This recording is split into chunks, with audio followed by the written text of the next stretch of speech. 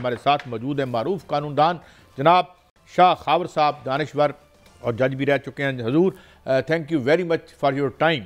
एक तो पहले ये फरमा दें कि ये क्या नज़रसानी अपील में जा सकते हैं? मेरे ख्याल में जा तो शायद सकते हों, लेकिन डू यू थिंक कि एनी रिलीफ या कोई रेमेडी का कोई चांस आपको नज़र आता है, या ये it will be an exercise in futility for PTI? जनाब शाह खावर साहब। जी देखिए, बात यह है कि नजरसानी की गुंजाइश तो बिल्कुल मौजूद है कि सुप्रीम कोर्ट कोई भी फैसला हो उस पर नजरसानी आप फाइल कर सकते हैं। आर्टिकल 188 है आईने पाकिस्तान का, वो एम्पावर करता है।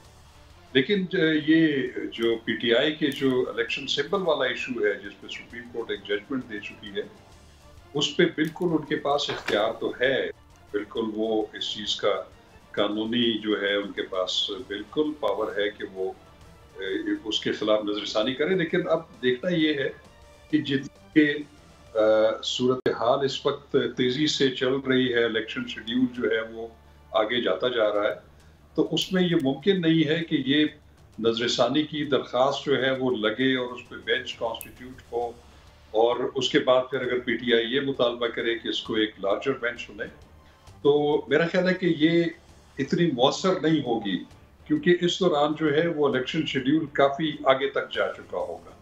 तो ये ज़रूर उनके पास एक एकेडमिक डिस्कशन के लिए ज़रूर है कि उस पर एक नजरसानी की जो है दरख्वास्त दे सकते हैं, लेकिन उससे खातर ख्वाह नताइज जो है मैं नहीं समझता कि वो PTI को मिल सकते। बिस्मिल्लाहिर्रहमानिर्रहीम। शाह खावर साहब, एक तो बताएं, पाकिस्तान में नून लीग और या बाज़ ताकतवर हलकों के अलावा सियासत या सहाफत हो सकती है आजकल पाकिस्तान में?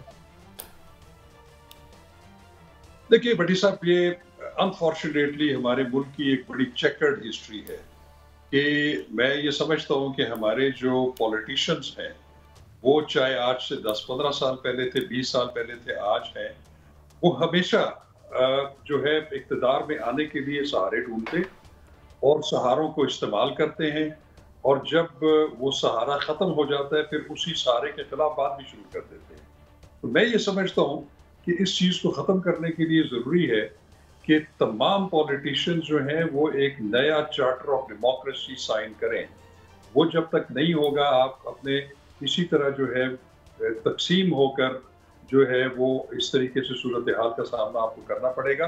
तो आपने जो बात की, मेरा ख्याल है उसका तो जवाब यही है कि यही सूरत हाल 2018 में भी कुछ इस तरह थी, लेकिन उसमें करेक्टर्स जो थे वो चेंज थे।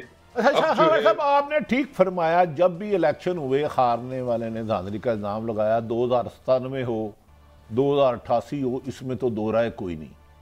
क्या सियासतदानों को ही सोचना है और जो सरकारी इदारे, पुलिस है, ब्यूरोक्रेसी है, क्या उसका काम नहीं कि अपने दायरा इख्तियार में रह के काम करे और उससे मावरा कोई काम ना करे?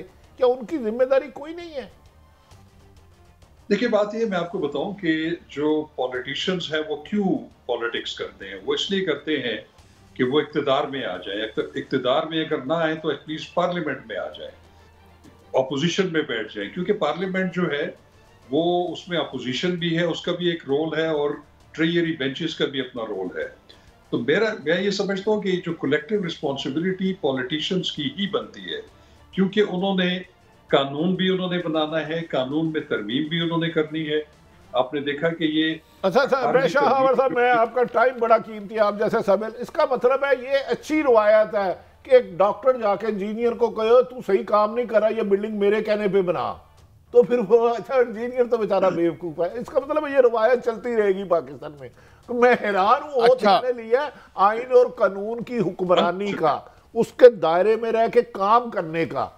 मैंने सियासी जमातें बनाना, हुकूमतें बनाना तोड़ने का नहीं लिया। अब मैं सहाफ़ी हूँ तो मैं किसी वकील को कैसे कह सकता हूँ सर ये बेहतर है? मैं तो आपसे आईनी राय ले, चले हम छोड़ दें, मेरा ख्याल है इस बात का जवाब कभी नहीं मिलेगा। ये बता दें, अगर नज़रसानी की अपील की जाती है तो पहले मोहतरम जस्टिस फाइद ईसा साहब वाले बेंच सुनेगा, बदल जाएगा या बड़ा होगा?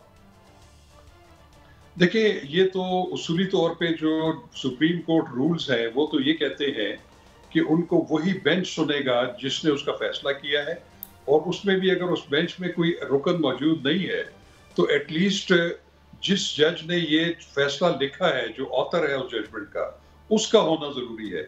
लेकिन माजी में हमें ऐसे शवाहिद मिलते हैं और ऐसी नज़ायर भी मिलते हैं जिसमें कि पिटिशनर्स की रिक्वेस्ट के ऊपर वो जो जजेस हैं उनकी तादाद बढ़ाई गई। जैसे एक हुबारा बस्टर्ड केस था, एक उस पे 3 रुकनी बेंच ने एक फैसला दिया था जिसमें वो तलोर के शिकार के ऊपर पाबंदी लगी थी, फिर जिसमें बाद में गवर्नमेंट को ये एहसास हुआ कि उससे हमारे कुछ गैर जो दोस्ताना ममालिक हैं उनके साथ ताल्लुकात में जो है वो जो है दरार पड़ सकती है। अच्छा शाह साहब, ये काजी साहब ने हमने सवाल करना है, ऊपर फिर एक आपने वो दोनों दिन नशरियात सुनी होगी जो लाइव कवरेज की गई मोहतरम चीफ जस्टिस साहब की, ये जिसमें बल्ले का निशान लिया गया, तो फिर आप पीटीआई को वैसे क्या मशवरा देंगे? नजरसानी ना ही करे तो बेहतर है। देखिए मेरा ख्याल नजरसानी जरूर करे। उसकी वजह यह है कि वो अगर जल्दी फिक्स ना भी हो तो वो एकेडमिकली उनका जो व्यू पॉइंट है कम से कम वो तो दोबारा आ जाए नजरसानी की दरखास्त में, और हो सकता है कि उस जजमेंट में कुछ और नई जेतें आ जाएं नजरसानी के बाद। मैं नहीं समझता कि वो कुल्ली तौर पर वो जजमेंट जो है वो उसको रिव्यू कर देंगे, लेकिन ये जरूर होता है कि कुछ चीजों की वजाहत नजरसानी में हो सकती है। तो मैं समझता हूँ कि उनको अपना ये जो नजरसानी दाखिल करने का जो उनका राइट है वो जरूर एक्सरसाइज करना चाहिए। अच्छा शाह खावर साहब, आपसे गुफ्तगू हो रही थी कुछ अर्सा पहले, ख़ास तौर पर उमर अता बंदयाल साहब के हवाले से कुछ फैसलों में हम आपसे गाइडेंस लेते रहते हैं, तो सुप्रीम कोर्ट के पेश नज़र सिर्फ लीगल पॉइंट्स नहीं होते। एक आप फरमा रहे थे, मुझे याद है कि एक लार्जर पर्सपेक्टिव होता है, क्या इस पर अमल भी हो पाएगा या नहीं हो पाएगा, ये हमारी गुफ्तगू हो रही थी।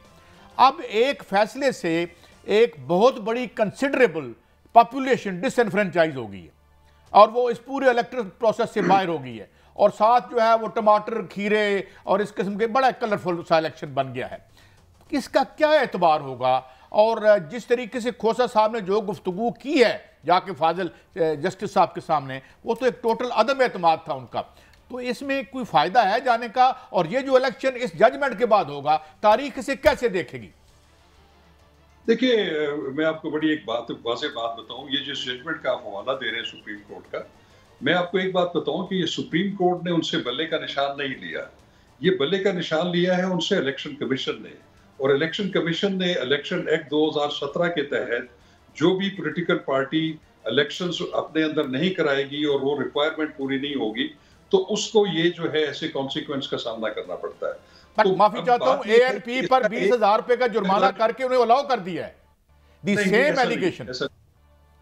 ऐसा नहीं है। वो आप सेक्शन 108, 109 और 115 अगर आप पढ़े मिला के इलेक्शन एक्ट 2017 का, तो उसमें वो पॉलिटिकल पार्टी से जो है वो तादीबी कार्रवाई के तौर पर निशान जो है वो वापस ले सकते हैं। लेकिन मैं आपको एक बात बताऊं, इस जजमेंट के दो पहलू है, एक इसका कानूनी पहलू और एक इसका सियासी पहलू है। अगर एक कानून के तालिब इल्म की हैसियत से मैं देखूं तो बिल्कुल अनबाइस्ड होके जो सुप्रीम कोर्ट ऑफ पाकिस्तान ने फैसला किया वो कानून के मुताबिक किया है, क्योंकि वो पीटीआई को ये पूछते रहे हैं कि आप हमें बताएं कि 2021 के बाद आपको इतनी दफा रिमाइंडर्स दिए गए कि आप इंट्रा पार्टी इलेक्शंस करवाएं और आपने कहा कि हमने करवा भी दिए और उसका आप हमें सबूत दे दें। वो तो एक उसका एक जो है कानूनी पहलू है जिसके ऊपर उन्होंने जो अपील थी इलेक्शन कमीशन की पेशावर हाई कोर्ट के फैसले के खिलाफ वो एक्सेप्ट कर ली। लेकिन जो आप दूसरी बात कर रहे हैं वो सियासी पहलू है उसका। इसमें कोई शक नहीं है कि इस जजमेंट के नतीजे में पीटीआई को जो है वो बड़ा नुकसान हुआ है। उनका जो बल्ले का निशान जो है लिया गया तो उनके जो इलेक्टोरल रेट्स हैं उसमें बहुत ज्यादा कंफ्यूजन होगी और उसमें बहुत एक ही हल्के में लोग जो है वो क्लेम करेंगे कि इसका एक और मैं माफी चाहता हूं, मैं आपको इंटरजेक्ट कर रहा हूं कि वो चेयरमैन खड़े हैं और उनके घर छापा पड़ जाता है। जो लोग लेके जाते हैं जो अपना जो अगर हम कानूनी पहलू देखते हैं कि उनके जो नॉमिनेशन पेपर्स ले लिए जाते हैं, रिजेक्ट कर दिया जाता है। अच्छा, और उसके बाद क्रैक डाउन है। तो डोंट यू थिंक कि ये जो गवर्नमेंट है, निगरान गवर्नमेंट है, ये हाईली टिल्टेड है टुवर्ड्स वन साइड और लॉ जो है एक हम एक एक्सक्यूज के तौर पे इस्तेमाल कर रहे हैं? देखिए बिल्कुल, देखिए हमें एक डिफरेंस और एक इम्तियाजी सलूक तो नजर आ रहा है, इसमें तो कोई दूसरी राय नहीं है। ये तो हम बिल्कुल इस पर कोई दूसरी बात नहीं कर सकते। लेकिन एक चीज मैं आपको बताऊं, इससे पहले एक जिक्र हो रहा था, जो अदलिया के साथ या इदारों के साथ लड़ाई है या एक कन्फ्रंटेशन जो है मैं कभी भी रिकमेंड नहीं करूंगा। और ये जो एक तनाव की सूरत हाल पीटीआई के वकला और जुडिशरी के दरमियान बन रही है। देखें, आप देखें कि आपको ये जुडिशरी जो है ये आपको रिलीफ भी देती है। इस्लामाबाद हाईकोर्ट आप देख लें, उन्होंने कितने रिलीफ दिए।